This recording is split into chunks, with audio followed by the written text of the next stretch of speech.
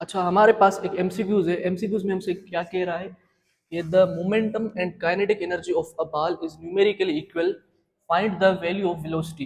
यानी कि हमारे पास एक बॉल है, उसकी मोमेंटम और काइनेटिक एनर्जी दोनों सेम है, तो वेलोसिटी क्या होगी। यानी कि हमारे पास कंडीशन जो है वो क्या गिवन है कि काइनेटिक एनर्जी बराबर है मोमेंटम के। ये हमारे पास कंडीशन गिवन है। वैसे मोमेंटम एक वेक्टर क्वांटिटी है और काइनेटिक एनर्जी एक स्केलर है, तो ये बराबर नहीं हो सकती। इस वजह से मैंने लिखा है कि न्यूमेरिकली, यानी कि इनकी वैल्यू सेम है। ठीक है, अब देखिए वैल्यू क्या होगी वेलोसिटी की, यानी हमें v की वैल्यू फाइंड करनी है। v is equal to question mark. तो काइनेटिक एनर्जी का आपने फॉर्मूला पढ़ा होगा, वो होता है हाफ एम वी स्क्वायर, ठीक है, इज इक्वल टू पी, यानी कि मोमेंटम। ये काइनेटिक एनर्जी का फॉर्मूला, और ये पी, यानी कि सिर्फ हम चलें पी लिख देते हैं, फिर इसको अरेंज करते हैं। अब देखें हाफ सेम, इसको ऐसे लिख सकते हैं m v multiply by v is equal to p. ठीक है, अब देखें हाफ सेम, एम वी का मतलब क्या होता है, एम वी का मतलब होता है मोमेंटम। तो एम वी की जगह आ गया पी, और मल्टीप्लाई में वी सेम बराबर है मोमेंटम की, यानी कि ये मोमेंटम सेम है। हमने क्या किया, m we square half M we square kinetic energy का फॉर्मूला यूज किया, फिर इसको एक्सपेंड किया, हाँ, यानी कि एम वी को और वी को अलग किया, तो एम वी बराबर होता है मोमेंटम के और वी सेम। ठीक है, अब देखें ये बराबर है, तो मोमेंटम से मोमेंटम कैंसिल हो गया, तो यहाँ सिर्फ क्या बचा, 1/2v, और उधर क्या बचा है, सिर्फ 1 बचा है। सही है, तो इसको v को 1 के साथ मल्टीप्लाई करेंगे तो ये हो जाएगा v/2 इज इक्वल टू 1।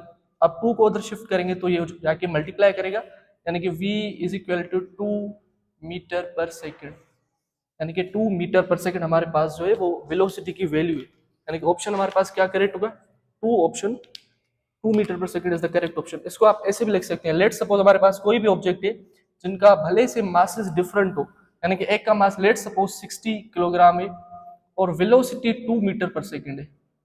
अब हम फाइंड करते हैं, प्रूफ करते हैं कि दोनों की न्यूमेरिकली वैल्यू सेम आती है या नहीं।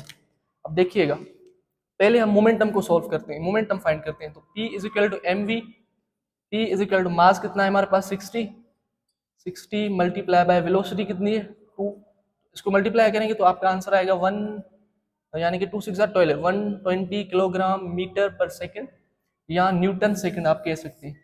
ये आई हमारे पास मोमेंटम की वैल्यू। अब फाइंड करते हैं काइनेटिक एनर्जी की, यही डेटा यूज करके। सही है, अब देखिएगा काइनेटिक एनर्जी का फॉर्मूला क्या होता है, half M we square, kinetic energy is equal to half, mass कितना है हमारे पास 60, तो 60, और वेलोसिटी क्योंकि हमने 2 यूज किए, ठीक है, यानी कि 2 और 2 के ऊपर स्क्वायर। ठीक है, अब देखें kinetic energy is equal to half same, 60 same, 2 का स्क्वायर क्या होता है 4 होता है। ठीक है, अब देखें इसको मल्टीप्लाई करें, यानी कि इसको सिंपल यहाँ पर ही सिंप्लीफाई करते हैं, 2 1 जा 2 और 2 2 जा 4।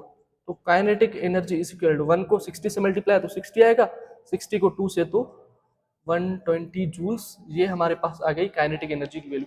अब देखिए दोनों की वैल्यू क्या है, सेम आई है, यानी कि ये हमारे पास न्यूमेरिकल वैल्यू जो आई है वो सेम आई है। किस वैल्यू पर, वेलोसिटी पर, 2 मीटर पर सेकंड की वेलोसिटी पर। Thank you for watching.